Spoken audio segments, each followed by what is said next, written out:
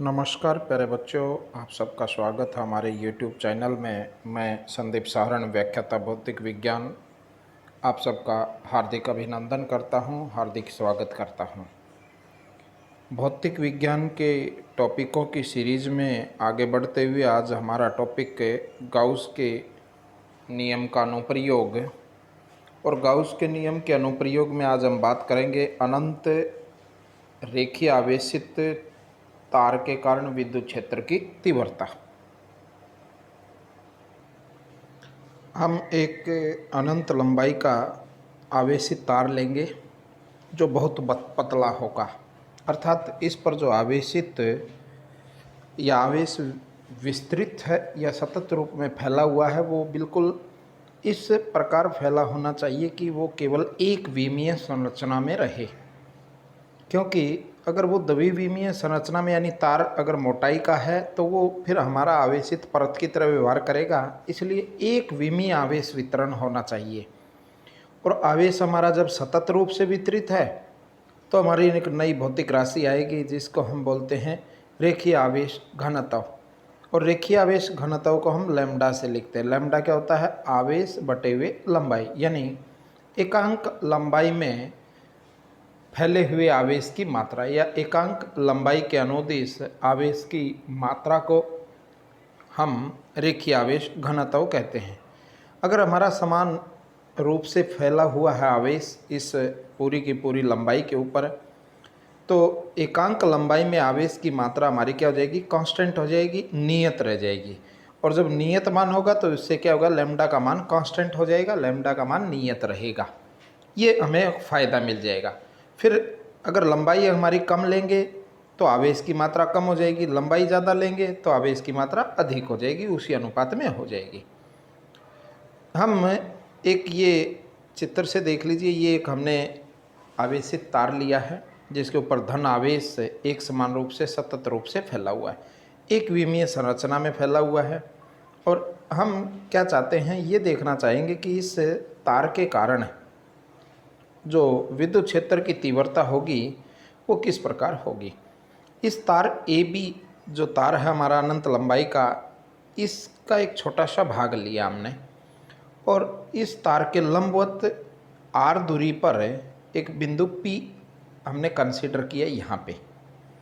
ये वो बिंदु है जहाँ पर हम इस आवेशित तार के कारण विद्युत क्षेत्र की तीव्रता ज्ञात करना चाहते हैं।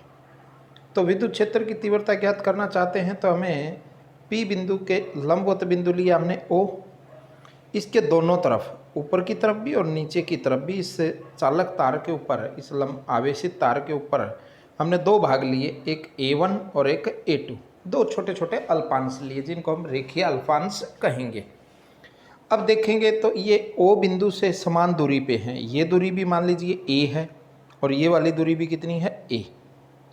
तो A1 जो पहला अल्पांश है, इससे P बिंदु की दूरी निकालोगे, ये दूरी कितनी होगी? R। ये कितनी होगी? A। तो ये दूरी कितनी हो जाएगी? पाइथागोरस प्रमेय से R² प्लस A² का वर्गमूल।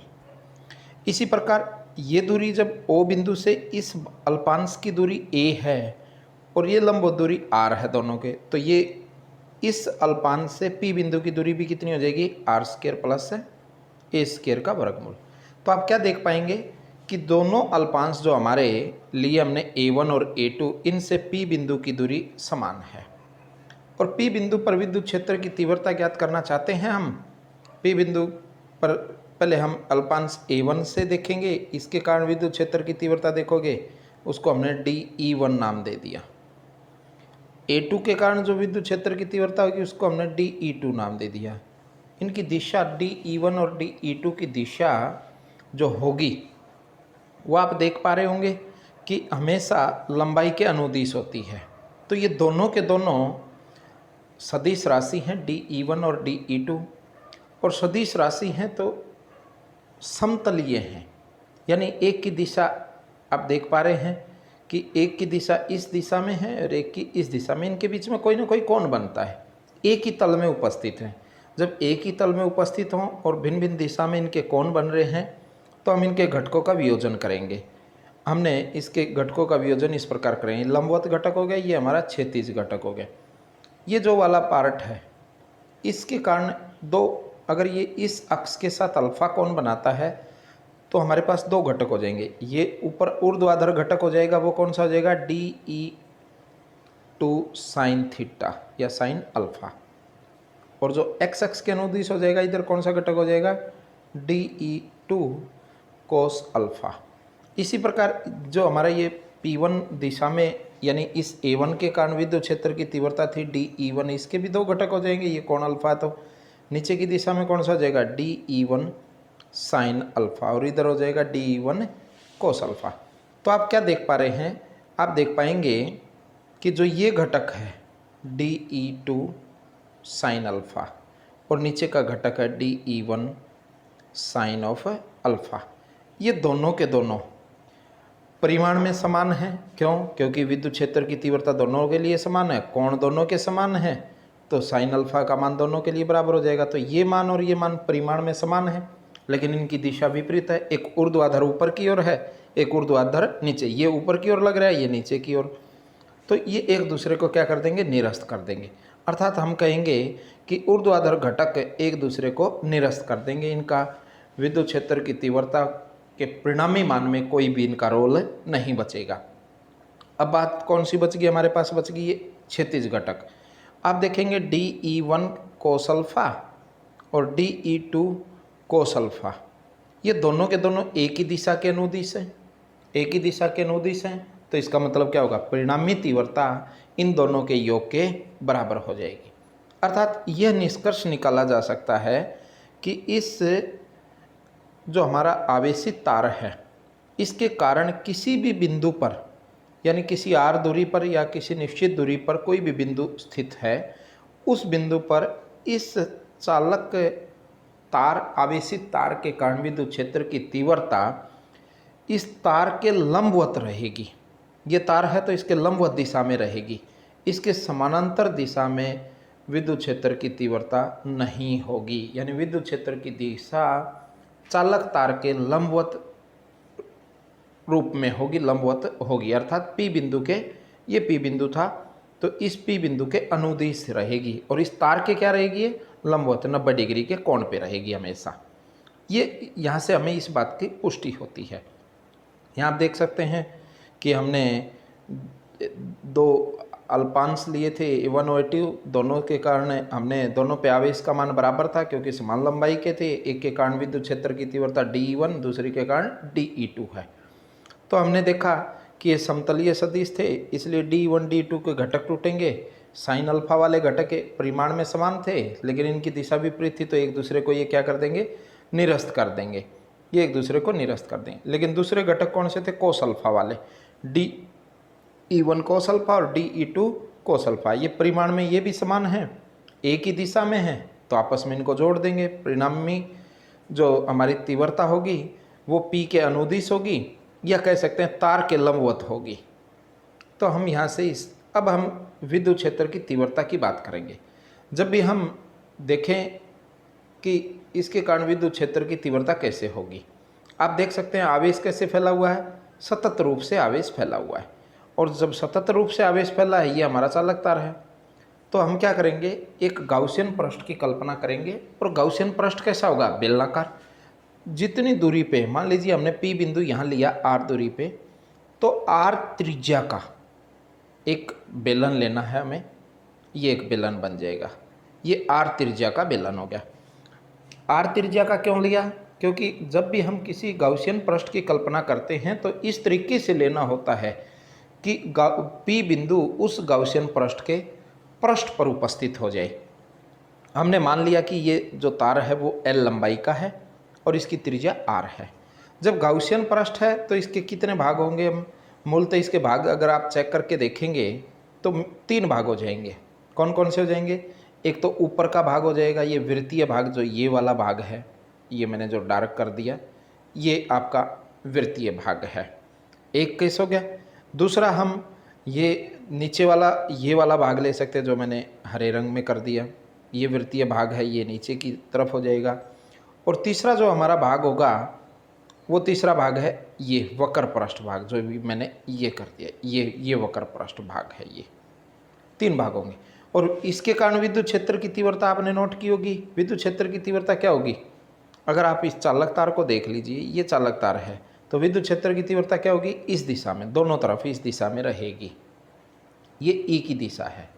हम क्या करेंगे कि इस गाउसियन पृष्ठ के मूलतः 3 भागों में इसको तोड़ लेते हैं। 3 भाग कौन कौन से? एक तो वृत्तीय भाग जो ऊपर की ओर है, एक वृत्तीय भाग जो नीचे की ओर है, और एक ये वक्र पृष्ठ है जो इस तरीके से। जो ऊपर की ओर भाग है इसको हमने S1 नाम दे दिया, नीचे की ओर भाग है इसको हमने S2 नाम दे दिया, और वक्र पृष्ठ वाला इसको S3। और विद्युत क्षेत्र की तीव्रता किधर? इस दिशा में। तो क्या देखेंगे कि इस भाग में देखिए विद्युत क्षेत्र की तीव्रता और S1 के बीच में कितना कोण है? 90 डिग्री का, यानी वृत्तीय भाग 90 डिग्री बनाता है। तो ऐसे ही नीचे वाला भाग भी कितना कोण बनाएगा विद्युत क्षेत्र के साथ? 90 डिग्री का। और जो हमारा वक्र पृष्ठ वाला भाग है ये कितना बनाएगा? 0 डिग्री। तो हम इसको गाउस प्रमेय से फ्लक्स के मान निकाल लेंगे। तो गाउस प्रमेय देख लीजिए। अब ये जब हमने गाउस ये बेलन लिया था हमने गाउसियन पृष्ठ का, तो आवेश इसके अंदर है, तो इसके अंदर जो आवेश परिबद्ध है उस आवेश का मान किसके बराबर हो जाएगा? उस आवेश का मान हो जाएगा Q बराबर है लैम्डा इंटू एल। यानी लंबाई जितनी ली हमने, L ऊंचाई कह लो या L लंबाई का हमने बेलन लिया है, और इसका पृष्ठ आवेश घनत्व कितना है? लैम्डा। तो आवेश घनत्व गुणा में लैम्डा Q के बराबर हो जाएगा। यानी हमने ऊपर जब बात की थी तो मैंने कहा था कि पृष्ठीय आवेश घनत्व नियत रहेगा। क्यों? क्योंकि आवेश सतत रूप से और समान रूप से फैला हुआ है। तो Q का मान किसके ऊपर निर्भर करेगा? L के ऊपर। अगर L ज़्यादा है तो Q ज़्यादा। हमने L लंबाई ली तो आवेश किसके बराबर हो गया? इसके बराबर। गाउस प्रमेय क्या कहती है? गाउस का नियम है E डॉट ds बंद पृष्ठ इज इक्वल टू आवेश बटे एप्सिलॉन 0 निर्वात में। और आवेश का मान कितना निकाला हमने? Lambda L. Q की जगह रखेंगे तो लैम्डा एल अपॉन एप्सिलॉन 0। ये हमारी गाउस की पृष्ठ बन जाएगा। अब गाउसियन पृष्ठ को हमने मूलतः 3 भागों में तोड़ देना है। 3 भाग कौन कौन से? एक तो ऊपरी वृत्ताकार भाग है, दूसरा नीचे का वृत्ताकार भाग, और तीसरा वक्र पृष्ठ। हमने अभी बात क्या की थी कि जो ऊपरी भाग है वृत्ताकार पृष्ठ उसके लिए विद्युत क्षेत्र की तीव्रता और हमारे द्वारा लिया गया अल्पांश क्षेत्रफल ds1 दोनों परस्पर क्या थे? लंबवत। लंबवत थे तो थीटा का मान कितना हो गया? 90 डिग्री। और जब कोस ऑफ 90 रखेंगे तो आंसर कितना हो जाएगा? 0। कोस 90 0। तो इसका मतलब ऊपर वाले भाग का जो हमारा मान रहेगा फ्लक्स का वो कितना हो जाएगा? 0। इसी प्रकार नीचे के वृत्ताकार भाग में देखोगे तो विद्युत क्षेत्र और ds2 के बीच फिर 90 डिग्री का कोण, और कोस 90 कितना होता है? 0। तो वो उसका रोल भी कितना हो जाएगा? 0। तो नीचे वाले भाग की भी फ्लक्स काउंट नहीं होगी। अब बच गया कौन सा भाग? हमारा तीसरा भाग बच गया। तीसरा कौन सा? वक्र पृष्ठ का। वक्र पृष्ठ में विद्युत, ये हमारा वक्र पृष्ठ, यहाँ चित्र से देख लो एक बार, ये वक्र पृष्ठ था, यहाँ हमने S3 लिया। ये विद्युत क्षेत्र की तीव्रता है E, इधर ये S3 है। तो इन दोनों क्या है? ये परस्पर समानांतर। समानांतर होंगे तो थीटा का मान कितना हो जाएगा इनके बीच में? 0 डिग्री। और कोस 0 का मान कितना होता है? 1। तो हम समेकित रूप से जब हम विद्युत फ्लक्स का मान निकालना चाहेंगे तो विद्युत फ्लक्स का मान क्या होगा? ऊपरी भाग, नीचे का वृत्तीय भाग, और ये हमारा वक्र पृष्ठ का भाग। यहाँ कोस 90 का मान 0, तो इसका मान तो 0 हो गया, इसका मान भी 0 हो जाएगा। इसका मान बचेगा, इसका मान कितना बचेगा? E डॉट ds बंद समाकलन। और जब हम इसको सोल्व करेंगे, जब सोल्व करेंगे तो हमें क्या पता है? ये बेलन होता है, और बेलन का वक्र पृष्ठ का क्षेत्रफल कितना होता है? 2πrl, यानी त्रिज्या r है और इसकी ऊंचाई कितनी है? l। तो 2πrl। तो हम ये वक्र पृष्ठ का क्षेत्रफल लिख देंगे, ds कितना होगा? 2πr। इस मान को उठा के इसमें रख देंगे समीकरण 2 में। जब समीकरण 2 में रखेंगे तो फ्लक्स कितना हो जाएगा? फाई बराबर है E डॉट यानी इंटू 2πrl। जब हमारे पास विद्युत फ्लक्स का मान आ गया, हमने सोल्व कर लिया कि विद्युत फ्लक्स केवल इसके वक्रीय पृष्ठ भाग से ही निकलेगी, वृत्तीय भाग से किसी प्रकार की फ्लक्स का निर्गम नहीं होगा। तो हम क्या करेंगे? अब गाउस के जो नियम था समीकरण 1 में इसका मान रखेंगे। समीकरण 1 में मान रख के देखोगे तो क्या बन जाएगा आपका? फाई की जगह तो ये आ जाएगा, नहीं E डॉट ds का मान कितना हो गया? अगर आप रखोगे E डॉट ds बराबर है लैम्डा एल अपॉन एप्सिलॉन 0, ये हमारा समीकरण है। इसका मान तो कितना हो गया? E into 2πrl। और इधर कितना? ये L से L कट जाएगा, L से L कट जाएगा तो हमारे पास क्या बचेगा? ये L से L कट गया तो क्या बचेगा? E बराबर है ये 2πrl का L काटोगे तो इसको बाकी भाग को उस साइड लेके जाओगे, क्या बचेगा? लैम्डा और एप्सिलॉन 0 पहले था, इधर क्या है 2πr, तो ये 2πr भी चला जाएगा। इसका दूसरा रूप ऐसे भी लिख सकते हो, 2 से गुना कर दो, 2 से नीचे गुना करोगे तो ये कितना हो गया 4π एप्सिलॉन 0। इसको के रूप में भी लिख सकते हैं, ये मैंने जो लिखा हुआ है। और इसको ऐसे का ऐसा लिखोगे तो आपका सूत्र बन जाएगा E बराबर है λ/2π एप्सिलॉन 0 r। यहाँ आप देख पाएंगे विद्युत क्षेत्र की तीव्रता दूरी के व्युत्क्रमानुपाती है, यानी E व्युत्क्रमानुपाती r। यानी जैसे जैसे r का मान बढ़ेगा विद्युत क्षेत्र की तीव्रता के मान में कमी होगी। यानी जब भी हम किसी चालक तार के से दूर जाने की कोशिश करेंगे तो हमारी विद्युत क्षेत्र की तीव्रता घटती चली जाएगी, उसके व्युत्क्रमानुपाती होती है। ग्राफ कैसे बनाएंगे, ये विद्युत क्षेत्र की तीव्रता, ये r दूरी है, ये मूल बिंदु है, ये विद्युत क्षेत्र। जैसे जैसे r का मान बढ़ता जाएगा आपके विद्युत क्षेत्र की तीव्रता निरंतर कम होती चली जाएगी। लेकिन यहाँ ध्यान रखना है कि ये दोनों साइड से अगर आप देखें तो ये ग्राफ ना तो यहाँ टच करता है और ना यहाँ टच करता। क्यों नहीं करता, क्योंकि अगर हम r का मान 0 कर दें तो E का मान क्या हो जाएगा अनंत, E का मान अनंत हो जाएगा, इसलिए ये निश्चित ग्राफ के ऊपर ये टच नहीं कर सकता। और दूसरी चीज़ E का मान 0, ये E विद्युत क्षेत्र की तीव्रता कम होते होती 0 कब होगी, E का मान 0 कब होगा जब R का मान अनंत हो जाए, इसलिए ये बहुत दूर जाके मिलेगा। इसलिए ये बात ध्यान रखनी है कि ये दोनों साइड हमें ग्राफ को इस कर्व से टच नहीं करना, इन लाइनों को। दूसरी चीज़ हम देख रहे थे लैम्डा के साथ E का सूत्र क्या था, λ/2π एप्सिलॉन 0 r। r के तो व्युत्क्रमानुपाती है, लैम्डा के क्या है समानुपाती। जब E लैम्डा के समानुपाती है तो इसका मतलब क्या हुआ, जैसे जैसे लैम्डा का मान बढ़ेगा E का मान बढ़ेगा। तो इनके बीच में ग्राफ देखोगे तो ये लैम्डा है, ये E है, जैसे जैसे लैम्डा बढ़ेगा वैसे वैसे E बढ़ेगा। तो ये स्ट्रेट लाइन आपकी इस तरीके से E और लैम्डा के बीच में ग्राफ बन जाएगा आपका। ये आज का हमारा टॉपिक था, गाउस नियम या गाउस प्रमेय के अनुप्रयोग का ये लास्ट टॉपिक था आज हमारा। यहाँ हमारा आज गाउस प्रमेय के अनुप्रयोग कंप्लीट होते हैं। उम्मीद करता हूँ कि आपको अच्छे से समझ में आए होंगे। आप इसको ज़्यादा से ज़्यादा लाइक करें, ज़्यादा से ज़्यादा इसको सब्सक्राइब करें, ज़्यादा से ज़्यादा बच्चों तक पहुँचाएँ ताकि सभी बच्चे इसका लाभ ले सकें। मैं संदीप सहारण, व्याख्याता भौतिक विज्ञान, पुनः आप सबका हमारे साथ जुड़े रहने के लिए बहुत बहुत धन्यवाद करता हूँ। धन्यवाद।